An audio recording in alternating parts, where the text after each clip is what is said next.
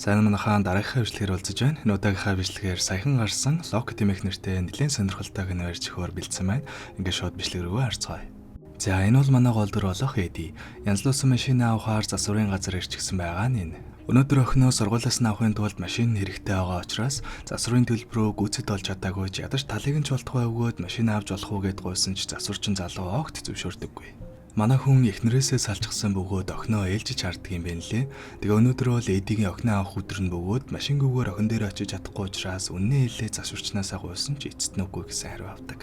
За нэгэнд машин авч чадхааргүй болсон Эди маань уурандаа зүгээр гарчих хэлгүй нөгөө засварчны төрөвчийг нь хулгайлаад гарчихдаг. Манай хүн бол ер нь жаахан бүтэхгүй далдаал гар юм шиг байлээ л дээ. Тэгээ нөгөө улгайлсан мөнгөөрөө хэдэн цоглон антер авч азаа үзээд хажуугаар найзууд руугаа ярьж мөнгө асуусан ч аль нь шамжилт олдоггүй. Тэгэр нь яг уу үнэхэр өөр аргагүй болоод игсэн үү эсвэл угаасаа ер нь хулгайч ч юм уу бүүмэд годомжинд байгаа машинуудын хаалгыг нь татаж үзээд хулгай ихээр оролдож эхэлдэг. Мэдээж хажуугаар нь хүмүүс рүү яриад цоглаагаач усаад давхар мөнгө олох гэж ичээдэг л дээ. Гэхдээ харамсалтай нь өнөөдрийн хувьд бол охины авах нь аль эдийнэ оройтсан байх ба охин дүүн рүү залгаад ээж намайг сургуулиас авчихсан гэж хэлдэг. Манай хүн жуучлалд гуйгаад дараагийн удаа заавал авнаа л гэдэг. За яг ингээд охинтойгоо яриад дуустал нэлийн үнэтэй гэмээр машин манай хүний нүдэнд нь шууд л тусдаг. Эди чи юу гэж хажуугаар нь зүгээр гарах уу? Очоод хаалгыг нь татаад үзтэл зүгээр онгоочхон тэр. За тэгээ дотор нь ороод үзтэл нэг их сүртэй юмч байдаггүй л дээ. Гэхдээ яг уу авч болохоор ойр зургийн ямиг нь авч хаад гарах гэтэл мэдээж ойлгомжтой хаалганд өвжигдчихсэн байлгүй яг уу. Манай хүнж баг зэрэг сандраад ивэр онгоолох гээд болохгүй болохоор нь сүулдээ цонхыг нь хаглаад гарыг гэж бодсон ч нэлийн бат бүх цонхтой болтой ердөө агардаггүй. Ядчих яг энэ үеэр нөгөө машин руу хин нэгэн залгаж таараад эдэг маань улмал сандаргаж орхидог. Уцаараа тусламж доодох гэтэл сүлжээ байхгүй дээрээс нь цонх хаглах гэж байгаад гараа хэмтэж гисэн болохоор арга мухартаад нөгөө машин руу залгаад байсан дуудлагыг эцэст нь авахар шийддэг. Дуудлагын эзнийг Уильям гэдэг бөгөөд энэ машины эзэн нь байж таардаг. За энэ ганган машин өмнө нийтдээ 6 удаа олгаалагдаж ивлүүлж байсан ч нэг ч гэмт хэрэгтэн баригдаагүй бөгөөд манай Эди 7 дахь нь юм байна лээ. Тэгээ яг уу ер нь бол Уильямын хувьд шүүх цагдаад огт итгэхэ болсон бөгөөд өөрөө иймэрхүү улгаач дээрэмжтийг шийдэхээр шийдсэн гэдгээ хэлдэг. Харин манай Эдигийн хувьд юу энэ Уильямтай тайван амгалан ярилцах мантай хурдхан л гарахаа бодож байхад яах гээд байгааг нь мэддэхгүй сонь юм яриад байхлаар Эди ч уурлаад өдөөс нь хараатал шууд тогоор цохилждаг. Ер нь бол энэ машин нэлээд олон төрлийн чадвартай бараг л супер машин байна лээ. За тэгээ тогон цохилсан Эдигийн төсвөр нь алдагдаад өрдөөсөн буугаараа цонхыг нь наглаад гарах гэтэл сумн ойж ирээд хөлийг нь онцгдаг. Гараа зүсчихсэн цус алдаж ядаж байхад хөлөө хүртэл буудаад давхар цус алдаж эхлэхэн дэр.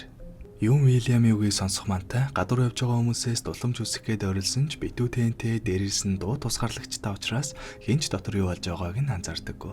За тэгээ мэдээж ойлгомжтой манай хүн цус алдсаар байгаа тухайн алчдаг бөгөөд орой нохоо ороод сэрэгтэл хин нэгэн орж ирээд манай хүний шархыг нь боочгсон байдаг. За тэгээ тэр шөндөө унтаад маргааш нь сэрэгтэл Уильям дахиад манай хүнтэй ярилцах гэж залгадаг. Яг Эди мэн шархаа амжилуулсан хэдий ч бүтнийг өдөр юу ч идэж угаагүй учраас нэлээд өсөж цангаад ууртай байсан болохоор Уильямын үгийг сонсохгүй зөрүүдэлж байгаа дуурайг нь өргөчгдөг. Тэгээ яг Уильям бол машины эзэн учраас түүний дургуй гүргүүл юу болох нь тодорхой. Эйр кондишнийг нь тултал нүлээлгээд төгжмийг нь амар чанга болгоод орхичихдаг. Нэг өсөндөө манай үнийг удаанаар тамалж байгаа юм л да. За тэгээ бүтэн өдөржин хөлдөө машинд хүчээр чангадуу сонссон Эди маань эцэст нэг юм ойлгоод буулт хийж өгснөөр Уильям тамлагаагаа зогсоодог. Ингэснээр эцэст нэг манай хоёр тайвнаар ярилцах боломжтой болдог. Уильямын зорилго бол тодорхой. Шүүх цагдаад огт итгэхэ болсон болохоор өөрийн гараар шудраг эсийг тогтоохоор шийдчихсэн байгаа гэдгийг хэлдэг. Харин Эдигийн хувьд бол за би чамаас сулгаа ихээр оролцсон нь бол үнэ. Гэхдээ үнэхээр аргагүй эрхэнд л юм зүйл хийсэн. Тэрнээс биш би тийм ч ядгаа алдсан хөгийн гар бол биш. Өчнөө муу зүйл хийх боломж надад байсан ч би огт хийж байгаагүй. Чи үнэхээр шудрагаас өсөд байгаа юм бол зүгээр л намайг цагдаад бариад өгчгөө л гэдэг. Үүнийг нь сонссон Уильям за чи нэрэл ярьсан чигээ гайгүй хүн гэдэг чинь үнэ юм бол би чамайг суллаад явуулъя. Гэхдээ чамд шууд итгэх аргагүй учраас надад иргэний үнэлэхнийхээ дугаараа өгчөөх. Тэгээ яг хуу хайж үзээд үнэхээр хэрэг бүртгэл байхгүй бол суллаа гэж хэлдэг. За тэгсэн манай Эди өгөхгүй гэж зөрүүдлээд дахиад Уильямын уурыг хөргөчдөг бөгөөд энэ удаа эсэргээрээ машиныг нь тултал алуунаар үлээлгэж тамалдаг. Халууцх нь мэдээж хэцүүлдэ. Гэхдээ хамгийн хэцүү нь хамаг шингэнээ хөлсөөрөө алдснаас болоод яг цангаж өгөхийн даваан дээр Уильям залгаад нэр болон иргэний үнэмлэхний дугаараа хэлэх юм бол ус үгүй гихтэн энэ удаа шууд л зөвшөөрөөд эцэст нэгэн устдаа болж чаддаг. Харангадаж өгөх аюулаас малдарсан Эди маань тэр шөндөө унтах гээд хэвдэж байгаад өмнөх өдөр нь авчгаад усааг үлдээчихсэн байсан цуглаагаа усаад үзтэл $500 оччихдаг. Тэр үед бүгдийг нэг доор хусаад үтсэн бол анханасаа л ийм зүйл болохгүй байсан гэдгээ даан сүлд нь олж мэддэг. Яг энэ үеэр Вильям залах бөгөөд Эди маань ч их зүйл бодсон бололтой чин сэтгэлээсээ гимшиж байгаагаа илээд уучлалтгүй байдаг. Яг инглигээд Вильям Эдиг маань суулгахгүй л дээ. Гэхдээ баг зэрэг сэтгэл нүүдэлсэн байсан нэг жигнэмгээр шагнадаг. Жигнэмгээ ордлын хайрцагнаас авч явах үедээ яг цаахан талдаа нь машины гол цахилгааны хэсэг нь байгааг манай хүн анзаарчихдаг. Дээрээс нь Вильям манай хүнийг камераар хянахаас гадна яг хажуугийн барилга дээрээс давхар харж байгаа гэдгийг нь анзаарч чаддаг. Ингэснээр манай хүн Вильямыг барилгаас гарах үед нь чөлөөтэй хөдлөх боломжтой болох бөгөөд тэр үеэрээ нөгөө цахилгааны үсвэрийг нь асаагаар оролддогч нэг их хөдөлгөөн Вильям буцаж ирээд шууд бүтлгөтчихдэг. Азар яг юу хийж байсныг нь мдэг өнгөрсөн болохоор манай хүн уртлын судал дээрээ суугаад Вильямд мэдэгдэлгүй хөлөөрөө нөгөөгөө асаахаар оролдож эхэлдэг. Яг нь нэлээд үдсэн ч нэг хамжил олдоггүй л дээ. Гэхдээ л оролцоор л байдаг. За тэгээ удалгүй оройчоолж Эди маань бүр хийцгүүрч гисэн машины давчлуурнуудыг нь хамаагүй дарж байтал гинт машин нь санамсаргүйгээр асчихсан тэр. Бүүн азны юм боллоо ингээд л зүгтх нь байшдгээд явтал яг үнэндээ Вильям өөрөө л машин асаасан юм байна лээ. За тэгээ машиныг Вильям цаанаас нь удирдаад хотоор явж байгаад хоёр дээрэмчин нэг хүнийг дээрэмдэж байхтаа таарлах бөгөөд ямар ч үршүүлгүй нэг өөрийг шууд л дайраад алчихдаг. Үргэлжлүүлээд дотоор яг л галзуу юм шиг давхиж баахан манай хүнийг айлгаж байгаад гэнт огцом торомслож Эдиг маань уртлын хайрцгийг нь мөргүүлээ тухайн алт болчихдаг. Удалгүй өглөөч болж манай хүн ухаан орох үед охиныхон сургуулийн гадаа ирчихсэн байдаг. Өмнө иргэний үнэмлэхний дугаар нэр мэрээ хэлчихсэн болохоор хувийн мэдээлэл рүү нэвтрээд охиныхон талаар мэдчихсэн юм байна лээ. Ямар ч гэмтэрийг үлдэж байгаагүй гэж хэлсэн ч охиныхоо тэтгэмжийн мөнгийг өгөөгүй 2 жил болчихсон бөгөөд Вильямийн хувьд энэ ч гэсэн ялгаагүй гэмтэрэг гэж үздэг. Ингэснээр Эдиг солно гэсэн бодлоо өөрчилж өөрийн гараар шийдэхэр шийдсэн бөгөөд түүний нүдэн дээр охиныг нь алхаар араас нөөж эхэлдэг. Мэдээж Эди маань хамаг чадлаараа зогсоох гэд гуйсан ч Вильям огт тоохгүй байсан болохоор шууд буугаар шуурж аваад өөрийгөө бодох гэсэн ч өмнө цусыг нь боох гэд орж ирэх үедээ сумыг нь авчихсан байсан юм байна лээ. Тэгээ үүнийг нь Вильям үнэлснөө яасан ямар тач бодлоо өөрчлөөд охиныг нь дайралгүй амьд үлдээгээ цааш явдаг. Бараг л нүдэн дээр нь охиныг нь алангаа алдсан Эди маань нэлээд уралсан бололтой чимээгүй сууж байснаа одоо хангалттай гэж хэлээд тогон цахиулан байран камер болон дэлгэцгээд бүх холбогдох хэрэгслийг нь хэвлээд хайчдаг. Мэдээж энэ үйлдэлтэй нь Вильям уурлаад түүнийг алчж магадгүй гэдгийг мэдж байгаа болохоор явахгүй ч гэсэн ямар тач охинтой андаад сүүлийн дууд мессежээ үлдээдэг. За тэгтэл машин нь явсаар байгаад нэг газар ирэх бөгөөд Вильям өөр дээр аваад ирсэн байдаг. Угаасаа дотор юу болж байгааг мэдэх боломжгүй болсон болохоор Вильямд инкээс өөр арга байгаагүй л ах л та. Ингэснээр эцэст нь Эди маань анх удаа Вильямтай уулзах бөгөөд Эдиг өөрийг нь өөрөөр нь хүлүүлснийхээ дараа машинд нь суугаад хамтдаа нэг тийшээ явахаар болдог. Хаашаа явж байгаагаа хэлдэггүй ч түүний явж байгаа зүйлсээс харахад хааныг эзгүй газар очоод манай хүнийг булах гэж байгаа гэдг нь ер нь л тодорхой харагддаг.